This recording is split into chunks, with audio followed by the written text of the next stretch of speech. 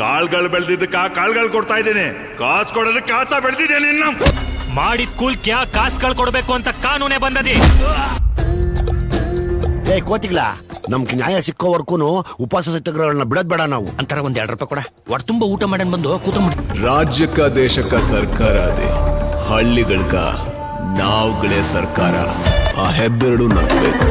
ನಮ್ಮ ಹಕ್ಕುಗಳನ್ನ ಪಡ್ಕೊನಕ ಭಿಕ್ಷೆ ಬೇಡ್ಕೊಡ್ದು, ಎದಿಗಳಿಗೆ ಒದ್ದು ಕಿತ್ಕೊಬೇಕು. ನಮಸ್ಕಾರ ಫ್ರೆಂಡ್ಸ್, ಇವತ್ತು ನಾವು ಮಾತಾಡ್ತಿರೋದು ಕನ್ನಡ ಸಿನಿಮಾವಾಗಿರುವಂಥ ಲ್ಯಾಂಡ್ ಲಾರ್ಡ್ ಬಗ್ಗೆ ಸಂಪೂರ್ಣ ರಿವ್ಯೂ. ಈ ಸಿನಿಮಾ ಹೇಗಿದೆ, ಕತೆ ಹೇಗಿದೆ, ನಟನೆಯ ಮಟ್ಟ ಪ್ಲಸ್ ಮೈನಸ್ ಎಲ್ಲವನ್ನು ನೋಡೋಣ. ಲ್ಯಾಂಡ್ ಲಾರ್ಡ್ ಒಂದು ಡ್ರಾಮಾ ಮತ್ತು ಸಾಮಾಜಿಕ ಸಂದೇಶ ಹೊಂದಿರುವಂಥ ಈ ಒಂದು ಸಿನಿಮಾ ಅಂತಲೂ ಹೇಳ್ಬೋದು. ಮೂವಿಯಲ್ಲಿ ಜಮೀನಿನ ಸಮಸ್ಯೆಗಳು, ಸಾಮಾನ್ಯ ಜನರ ಹೋರಾಟ ಮತ್ತು ಅಧಿಕಾರದ ದುರುಪಯೋಗ ಇತ್ಯಾದಿ ವಿಷಯಗಳನ್ನು ತೋರಿಸಲಾಗಿದೆ. ಈ ಒಂದು ಮೂವಿಯ ಕತೆ ಒಂದು ಸಾಮಾನ್ಯ ವ್ಯಕ್ತಿಯ ಜೀವನದ ಸುತ್ತುತ್ತಿರುತ್ತೆ. ಅವನು ತನ್ನ ಕುಟುಂಬದ ಜೊತೆಗೆ ಶಾಂತಿಯುತವಾಗಿ ಬದುಕ್ತಿರ್ತಾನೆ. ಆದರೆ ಒಂದಿನ ಜಮೀನಿನ ಸಮಸ್ಯೆ ಬಂದಾಗ ಅವನ ಜೀವನವನ್ನು ಸಂಪೂರ್ಣ ಬದಲಾಯಿಸುತ್ತದೆ. ಒಬ್ಬ ಲ್ಯಾಂಡ್ ಲಾರ್ಡ್ ತನ್ನ ಅಧಿಕಾರ ಮತ್ತು ಹಣದ ಜೋರಿನಿಂದ ಬಡವರ ಮೇಲೆ ಒತ್ತಡ ಹಾಕ್ತಿರ್ತಾನೆ. ಇದಕ್ಕೆ ವಿರುದ್ಧವಾಗಿ ನಾಯಕ ಹೋರಾಟ ಆರಂಭಿಸ್ತಾನೆ. ಕತೆ ಸರಳವಾದರೂ ಅದರಲ್ಲಿರುವಂಥ ಭಾವನೆಗಳು ಮತ್ತು ಮೆಸೇಜ್ ಪ್ರೇಕ್ಷಕರಿಗೆ ಕನೆಕ್ಟ್ ಆಗುವಂತಿದೆ. ನಟರ ಅಭಿನಯದ ಬಗ್ಗೆ ಹೇಳಬೇಕಂದ್ರೆ, ಹೀರೋ ತನ್ನ ಪಾತ್ರವನ್ನು ತುಂಬ ನೈಸರ್ಗಿಕವಾಗಿ ಮಾಡಿದ್ದಾನೆ. ವಿಲನ್ ಪಾತ್ರ ಕೂಡ ತುಂಬ ಪ್ರಭಾವಶಾಲಿಯಾಗಿ ಮೂಡಿ ಬಂದಿದೆ ಅಂತಲೂ ನೋಡ್ಬೋದು. ಹಾಗೆ ಈ ಒಂದು ಮೂವಿಯಲ್ಲಿ ವಿಶೇಷವಾಗಿ ನೋಡಬೇಕಂದ್ರೆ, ಸಂಪೂರ್ಣವಾಗಿ ಸಪೋರ್ಟಿಂಗ್ ಪಾತ್ರಗಳು ಕೂಡ ಕತೆಗೆ ಬೆಂಬಲ ನೀಡಿವೆ. ಎಲ್ಲರ ಅಭಿನಯ ಒಟ್ಟಿಗೆ ಸಿನಿಮಾ ನೋಡಲು ವರ್ತ್ ಅನಿಸುತ್ತೆ. ಈ ಒಂದು ಮೂವಿಯಲ್ಲಿ ಕ್ಯಾಮ್ರಾ ವರ್ಕ್ ಚೆನ್ನಾಗೇ ಆಗಿದೆ ಅಂತಲೂ ಹೇಳ್ಬೋದು. ಗ್ರಾಮೀಣ ಪ್ರದೇಶದ ದೃಶ್ಯಗಳನ್ನು ಚೆನ್ನಾಗಿ ಕ್ಯಾಪ್ಚರ್ ಮಾಡಿದ್ದಾರೆ. ಹಾಗೆ ಬ್ಯಾಕ್ಗ್ರೌಂಡ್ ಮ್ಯೂಸಿಕ್ ಸೀನ್ಸ್ಗಳಿಗೆ ಸೂಕ್ತವಾಗಿದೆ ಅಂತಲೂ ಹೇಳ್ಬೋದು. ಹಾಗೆ ನೋಡ್ತಾ ಹೋದರೆ ಈ ಒಂದು ಮೂವಿಯಲ್ಲಿ ಎಡಿಟಿಂಗ್ ಸ್ವಲ್ಪ ಇನ್ನೂ ಚೆನ್ನಾಗಿ ಇರಬೇಕನ್ನಿಸ್ತದೆ. ಕೆಲವು ಸೀನ್ಸ್ಗಳು ಡ್ರ್ಯಾಗ್ ಆಗುತ್ತವೆ. ಮೂವಿಯ ಪಾಸಿಟಿವ್ ಮತ್ತು ನೆಗೆಟಿವ್ ಬಗ್ಗೆ ನಾವು ನೋಡ್ತಾ ಹೋದರೆ, ಉತ್ತಮ ಕತೆ, ಸಂದೇಶ, ನೈಸರ್ಗಿಕ ಅಭಿಮಾನ, ರಿಯಾಲಿಟಿ ಸೀನ್ಸ್ ಇವೆಲ್ಲವೂ ಪ್ಲಸ್ ಪಾಯಿಂಟ್ ಅಂತಲೇ ಹೇಳ್ಬೋದು. ಮೈನಸ್ ಕಡೆ ಹೋದರೆ ಕೆಲವು ಕಡೆ ಸ್ಲೋ ಪೇಸ್ ಮತ್ತು ಸ್ವಲ್ಪ ಎಡಿಟಿಂಗ್ ಇನ್ನೂ ಚೆನ್ನಾಗಿ ಆಗಬೇಕಾಗಿತ್ತು. ಹಾಗೆ ಮೂವಿಯಲ್ಲಿ ವಿಶೇಷವಾಗಿ ನೋಡ್ತಾ ಹೋದರೆ ಯಾರ್ಯಾರು ಯಾವ್ಯಾವ ಪಾತ್ರದಲ್ಲಿ ಹೇಗೆ ನಟಿಸಿದ್ದಾರೆ ಅನ್ನೋದನ್ನು ಡೀಪಾಗಿ ನೋಡ್ತಾ ಹೋಗೋಣ.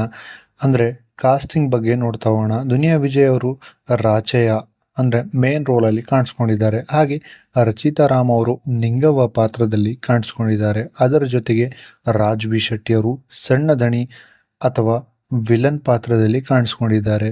ಹಾಗೆ ಸಪೋರ್ಟಿಂಗ್ ರೋಲ್ಸ್ ಬಗ್ಗೆ ನೋಡ್ತಾ ಹೋದರೆ ರಿತನ್ಯ ವಿಜಯ್ ಅವರು ಭಾಗ್ಯ ಪಾತ್ರದಲ್ಲಿ ಕಾಣಿಸ್ಕೊಂಡಿದ್ದಾರೆ. ಇಷ್ಟೇ ಅಲ್ಲದೆ ಇನ್ನೂ ಹಲವಾರು ಸಪೋರ್ಟಿಂಗ್ ರೋಲ್ಸ್ಗಳನ್ನು ಈ ಒಂದು ಮೂವಿಯಲ್ಲಿ ನೋಡ್ಬೋದು. ಉಮೇಶ್ ಶ್ರೀ, ರಾಕೇಶ್ ಅಡಿಗ, ಅಚ್ಯುತ್ ಕುಮಾರ್, ಭಾವನಾ ರಾವ್, ಶಿಶಿರ್ ಬೈಕಾಡಿ, ಶರತ್ ಲೋಹಿತ್ಸಾ ಅವರು ಇನ್ನೂ ಹಲವಾರು ನಟರು ಈ ಒಂದು ಮೂವಿಯಲ್ಲಿ ಸಪೋರ್ಟಿಂಗ್ ರೋಲ್ಸಲ್ಲಿ ಕಾಣಿಸ್ಕೊಂಡಿದ್ದಾರೆ ಅಂತಲೂ ಹೇಳಬಹುದು.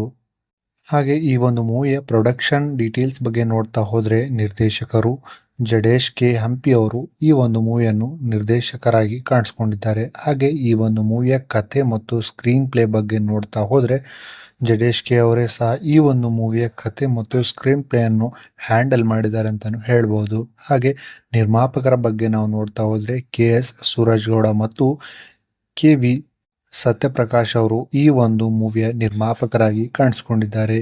ಈ ಒಂದು ಮೂವಿಯ ಪ್ರೊಡಕ್ಷನ್ ಬ್ಯಾನರ್ನ ನಾವು ನೋಡ್ತಾ ಹೋದರೆ ಸಾರಥಿ ಫಿಲ್ಮ್ಸ್ ಅಡಿಯಲ್ಲಿ ಈ ಒಂದು ಮೂವಿ ರಿಲೀಸ್ ಆಗಿದೆ ಅಂತ ಹೇಳ್ಬೋದು. ಈ ಒಂದು ಮೂವಿಯ ಮ್ಯೂಸಿಕ್ ಬಗ್ಗೆ ನಾವು ಮಾತಾಡ್ತಾ ಹೋದರೆ, ಈ ಒಂದು ಮೂವಿಯಲ್ಲಿ B ಅಜನೀಶ್ ಲೋಕನಾಥ್ ಅವರು ಈ ಒಂದು ಮೂವಿಗೆ ಮ್ಯೂಸಿಕ್ನ ಕೊಟ್ಟಿದ್ದಾರೆ ಅಂತಲೇ ಹೇಳ್ಬೋದು. ಹಾಗೆ ಈ ಒಂದು ಮೂವಿಯ ಫೋಟೋಗ್ರಾಫಿ ಬಗ್ಗೆ ನೋಡ್ತಾ ಹೋದರೆ, ಸ್ವಾಮಿ ಜೆ ಗೌಡ ಅವರು ಈ ಒಂದು ಮೂವಿಯಲ್ಲಿ ಸಿನಿಮ್ಯಾಟೋಗ್ರಾಫಿಯನ್ನು ಹ್ಯಾಂಡಲ್ ಮಾಡಿದ್ದಾರೆ ಅಂತಲೂ ನೋಡ್ಬೋದು. ಹಾಗೆ ಈ ಒಂದು ಮೂವಿಯಲ್ಲಿ ಮುಖ್ಯವಾಗಿ ಹೇಳಬೇಕಾದ್ರೆ KM ಪ್ರಕಾಶ್ ಅವರು ಈ ಒಂದು ಮೂವಿಗೆ ಎಡಿಟಿಂಗ್ ಸಹ ಮಾಡಿದಾರಂತೆ. ಅದರ ಜೊತೆಗೆ ಈ ಒಂದು ಮೂವಿಯಲ್ಲಿ ಡೈಲಾಗ್ಸನ್ನು ನೋಡ್ತಾ ಹೋದರೆ ಮಾಸ್ತಿ ಉಪ್ಪರಳ್ಳಿ ಅವರು ಈ ಒಂದು ಮೂವಿಯಲ್ಲಿ ಡೈಲಾಗಲ್ಲಿ ಕಾಣಿಸ್ಕೊಂಡು ಬರ್ತಾರೆ.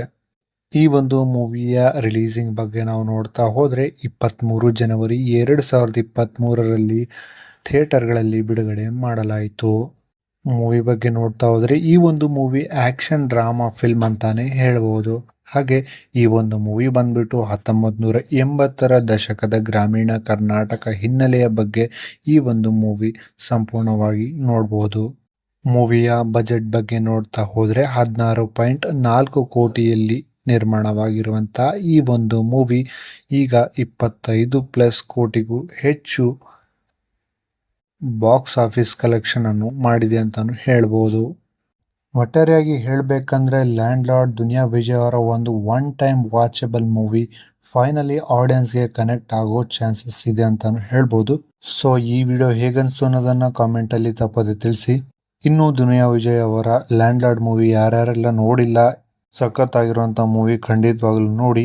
ಯಾರೆಲ್ಲ ಮೂವಿನ ನೋಡಿದ್ದೀರಾ, ಮೂವಿ ಹೇಗನ್ನಿಸ್ತು ಅನ್ನೋದನ್ನು ಕಾಮೆಂಟಲ್ಲಿ ತಪ್ಪದೇ ತಿಳಿಸಿ. ಸಿಗೋಣ ನೆಕ್ಸ್ಟ್ ವಿಡಿಯೋದಲ್ಲಿ. Thank you so much.